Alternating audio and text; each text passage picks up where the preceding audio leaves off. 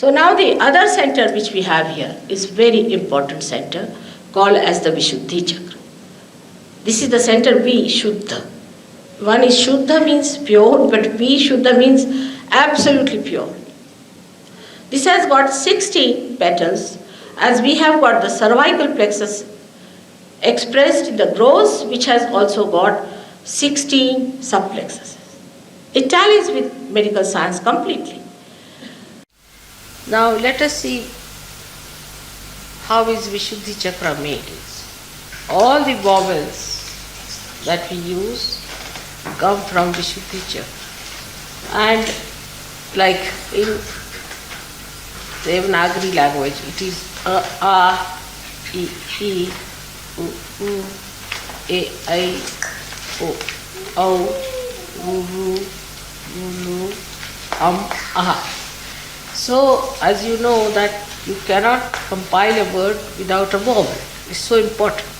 The consonant is weak, without nirbal, without any strength, without the vowel. So, the strength of a person comes through the Vishuddhi chakra in his speech. Is the center, what we call here is the Vishuddhi chakra, is the center where human beings raise their head up. This is the center that has made us a human being. And from this center only rises the ego and superego, because this is the center of collectivity. Because we speak through this center, we talk through this, we have rapport with other people through this, and as a reaction to that, ego and superego is built within us. When that is built within us, we become a personality. I am some, he is some, you are some. At that point, we become a person who has the consciousness of I-ness. Like, then I say, I like this, I want this. I will say, I am an Indian. You will say, I am an Englishman. All these misidentifications start because you become an individual who tries to identify with many things. That's how we become separated from that power. This is the freedom we get, where we have to ourselves learn from our errors and trials what is right and what is wrong. This Vishuddhi chakra has got 16 petals and looks after our ear, nose, eyes, throat, everything. Our face, everything is looked after by this center. Now this center also has left and right. All centers have left and right. And when you feel guilty, the left center catches, which is a very dangerous thing, because this gives you diseases like angina or maybe diseases like spondylitis and lethargic organs. Right when a person is very aggressive, talks very aggressively and tries to dominate others and use his power of speech to show off, the right side catches.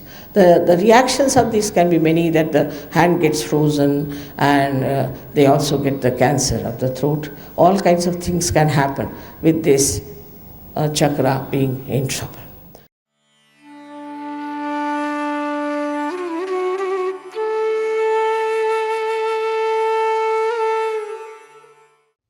Now a person who shouts and screams and talks loudly and loses his temper in a very loud voice, or who speaks very loudly all the time, they all suffer from the right Vishuddhi. So one should understand that even when you have to scold somebody, you have to just say, what are you doing? Why are you doing like this? Otherwise, why did you do like this? Finished, right Vishuddhi, over. It's finished now. Now this is the thing. On the right side, if you are talking loudly, if you talk too much, if you intimidate people with your talking, then you catch on right Vishuddhi.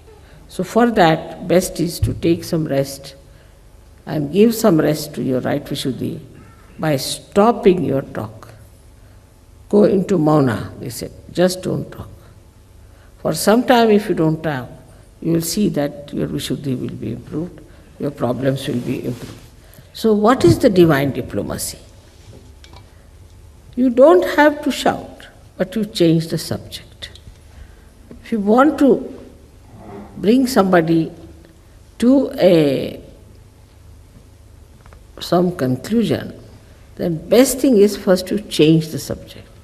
And gradually, if you are clever enough, then you go on changing, and you bring it back to the right thing. That's the clever thing to do. What is the essence of this diplomacy?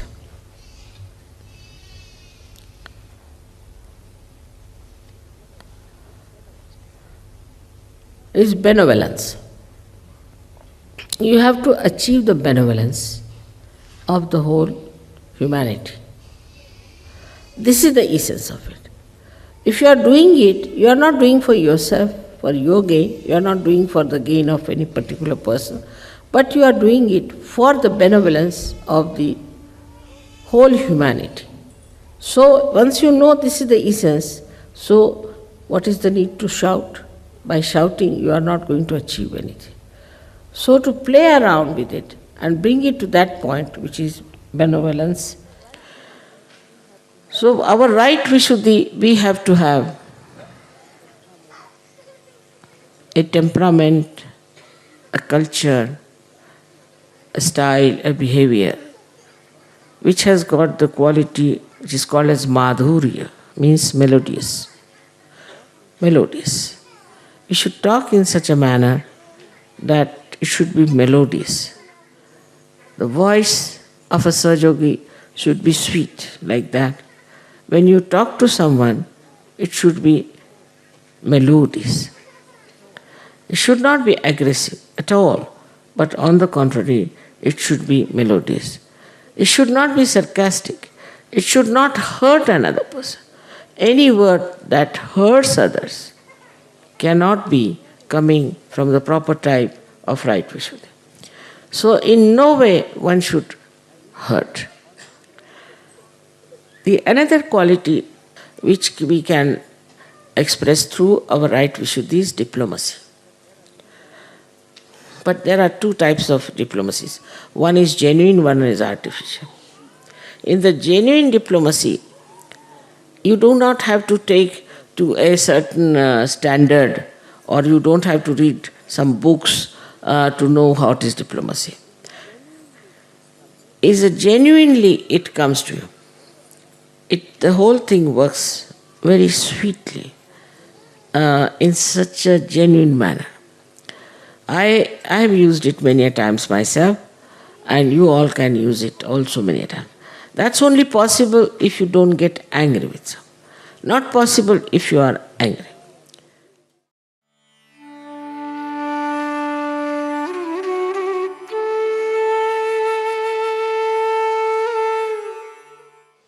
Relationship between brothers and sisters are to be established. They're very pure. Brothers and sisters relationship is without any lust or greed. It's pure relationship where the sister prays for the protection of the brother, and brother prays for the self-sufficiency of the kshema, well-being of the sister. So this time you have to think of your other Sahajoginis and Sahajogis who are like your brothers and sisters. You have to think like that. Purify your hearts. It's something funny in these countries, you know that. There's no such relationship exists. Purify your mind today on that point. That everybody else is my brother or sister. If you are married, it's alright. But look at everyone, try to look at everyone as a brother and a sister. When the sister who is your pure relation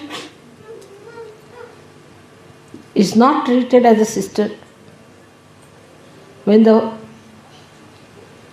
attitude of a person towards women is of indulgence and of lust, then he develops the left Vishuddhi.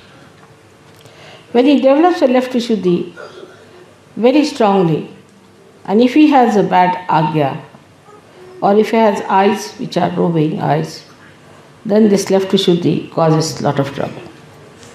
Left Vishuddhi can be also caused by, as you know, by feeling guilty about things, or nothing at all. All these problems arise from Vishuddhi. The left side center is caught up when a person feels guilty. Es gibt Probleme auf der linken Seite, wenn ein Mensch sich schuldig fühlt. And obstruct the ascent of the Kundalini. Und dann gibt es Probleme und die Kundalini kann nicht hochsteigen. That's why I always request all the Western seekers first to say in their hearts, Mother, I am not guilty. Deswegen sage ich, alle Suchenden im Westen, die müssen im Herzen sagen, Mutter, ich bin nicht schuldig. These are the conditionings that have come to us.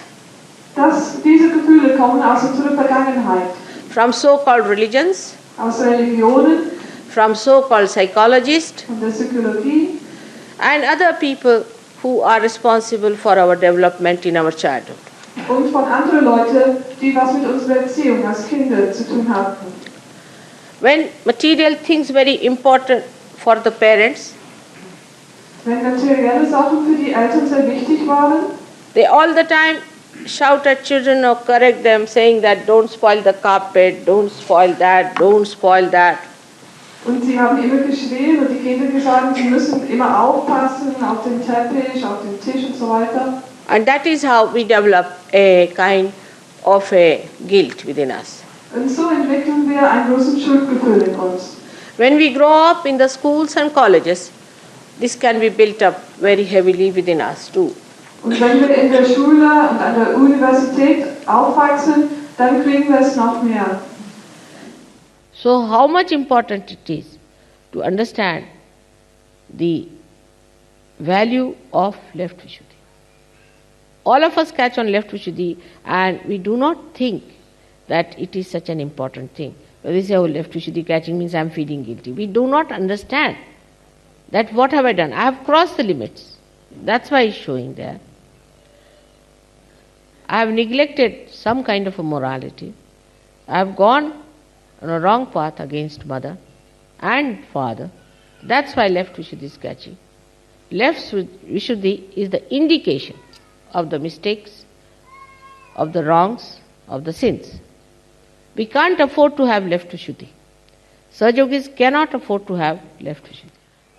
Now, what I have seen that when this negativity starts acting, people, instead of facing it, facing the mistakes that I am wrong, I should not have done it, it's a wrong thing to do, start giving explanations. Once you start giving explanation, this left Vishuddhi starts becoming like a bloated big lump.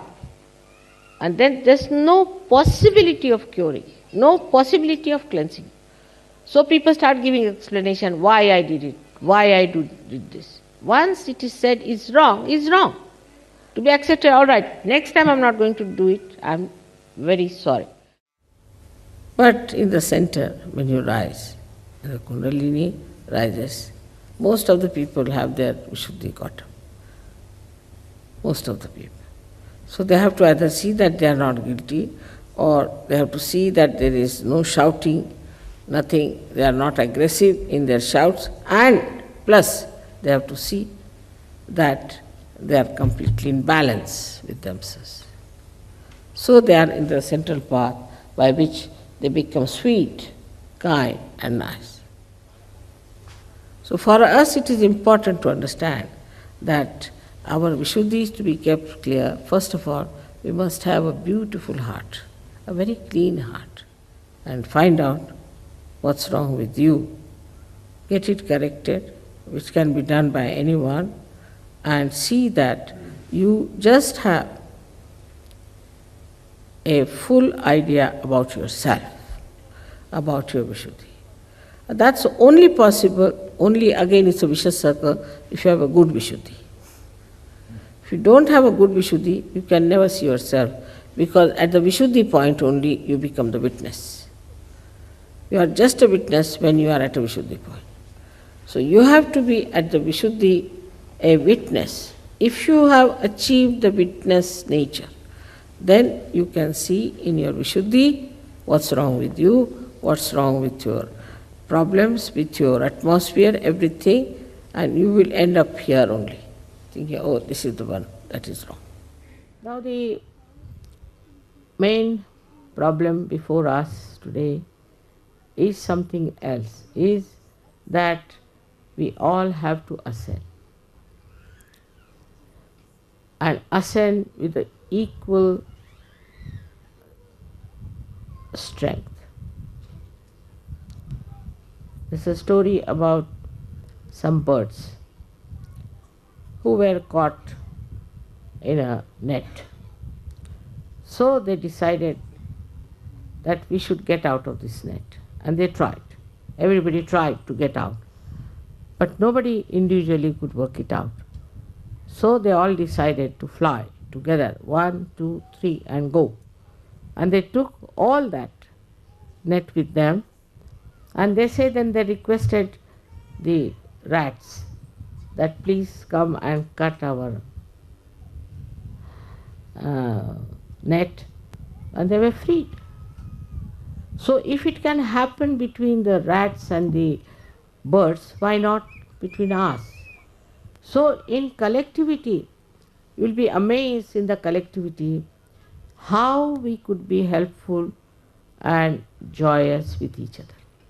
Now say something is wrong with your mother, father, sister, somebody. Doesn't matter. After all, you have the ocean of joy here with the collectivity. And your problems can be solved if collectively, if you want to solve your problem. So we have to depend on the collectivity. Very much to be one with the collective.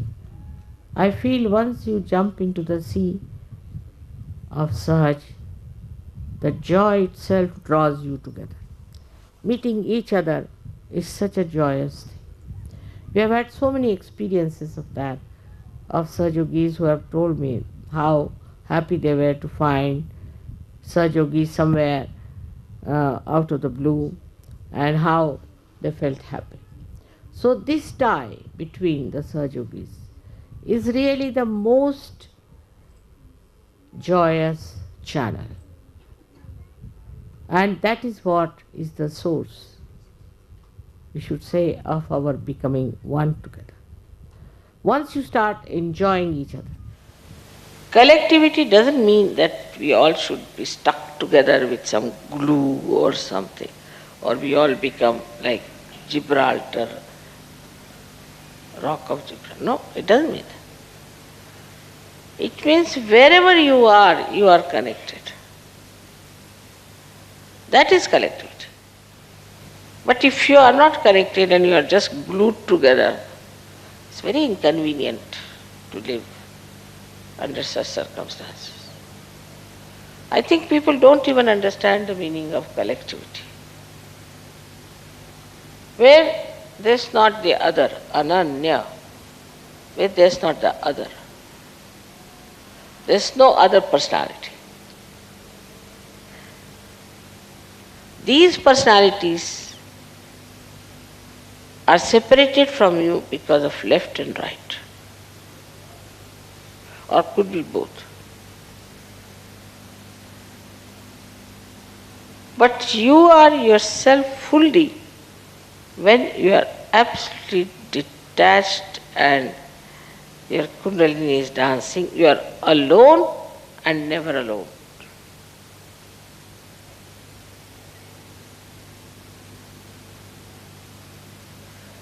This oneness with the whole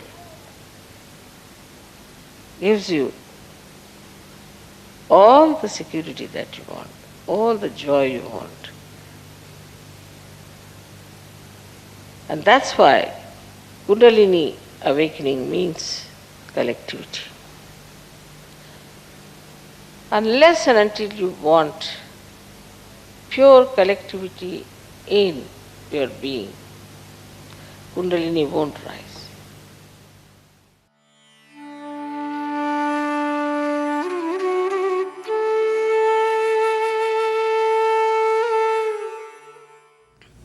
Now this chakra is, placed between the two eyebrows. Now two eyes represent the left and the right side.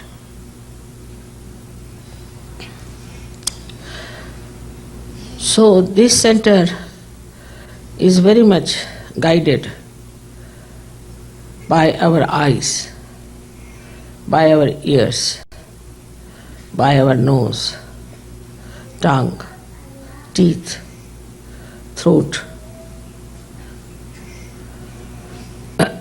Is a very important center because the Vishuddhi, which has to look after 16 petals, which look after all these ear, nose, throat, different organs within us. Also, it has to communicate with the Virat. So it has to pass through this center of Hamsa chakra.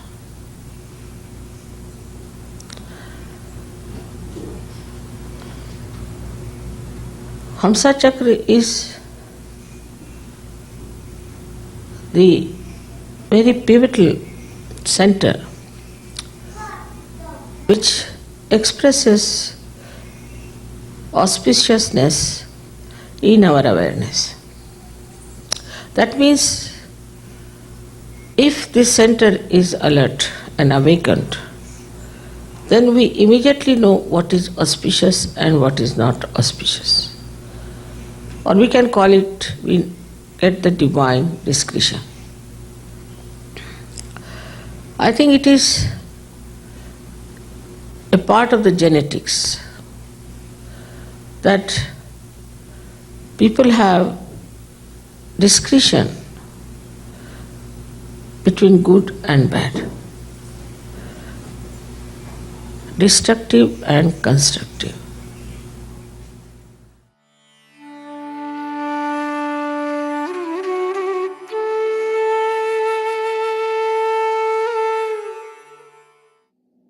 Virat is the ultimate. The complete development of the Vishuddhi chakra is Virat. And as you know, the chakra is here at this point. If this chakra is not all right, you are not correct. You behave in a manner that is not correct. You cannot communicate with other Sahajogis.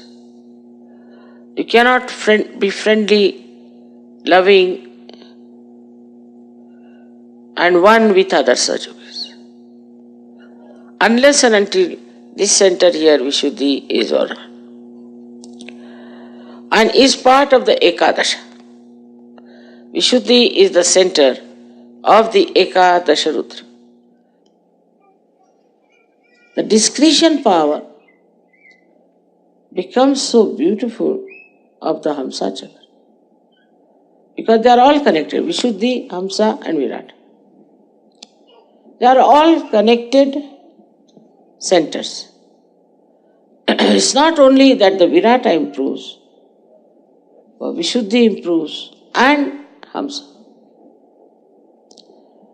So now what happens that you jump into collectivity. And the love and the affection and the understanding that you have for each other is remarkable. It's very enjoyable and very beautiful. So all that happens, absolutely happens in your brain. That's how your brain, which is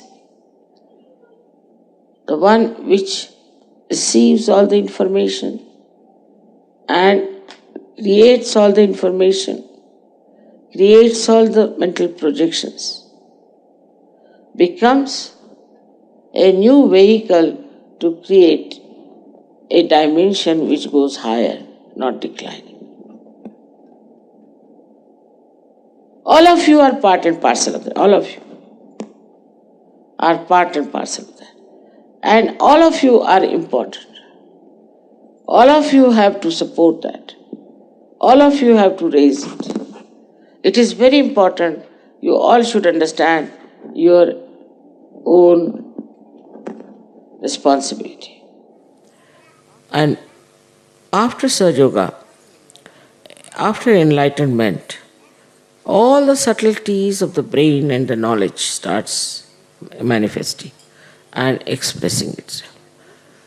But the greatest thing that happens, that integration takes place in your brain.